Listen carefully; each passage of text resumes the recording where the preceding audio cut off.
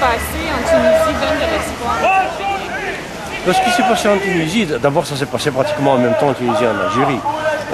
Ça donne de l'espoir parce qu'on voit là un petit peuple, le peuple tunisien, qui est parmi les peuples finalement les plus gâtés d'Afrique du Nord et même d'Afrique, qui a réussi à renverser une chape de plomb, une dictature de fer en quelques jours et avec une détermination qui n'a pas lâché une seconde.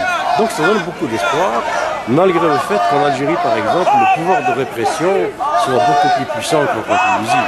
La Tunisie, depuis des décennies, n'a jamais connu de guerre civile, comme on a connu en Algérie, de terrorisme, etc.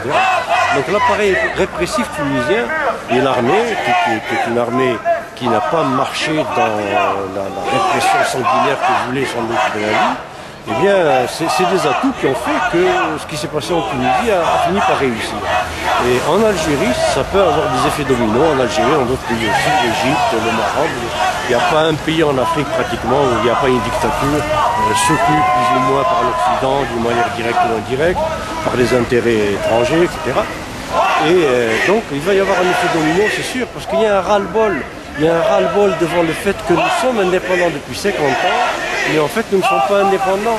Nous sommes sous la dictature d'une nouvelle dictature qui est elle-même nationale, locale, les généraux, les armées, les gros bourgeois, les politiciens corrompus, et qui sont eux-mêmes sous le contrôle de puissances occidentales. Regardez par exemple Paris, les déclarations alambiquées, empoulées, gênées jusqu'à avant-hier.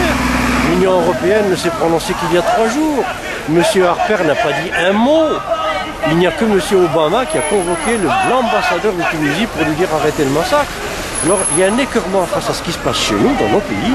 Il y a aussi un écœurement face à la complicité plus qu'évidente maintenant de l'Occident devant ces gouvernants qui sont que des sanguinaires, que des corrompus, que des gens qui détournent les richesses du pays à son nez et à sa barbe pour s'enrichir eux-mêmes et enrichir des multinationales et entretenir des systèmes internationaux et un ordre mondial qui deviennent de plus en plus injustes.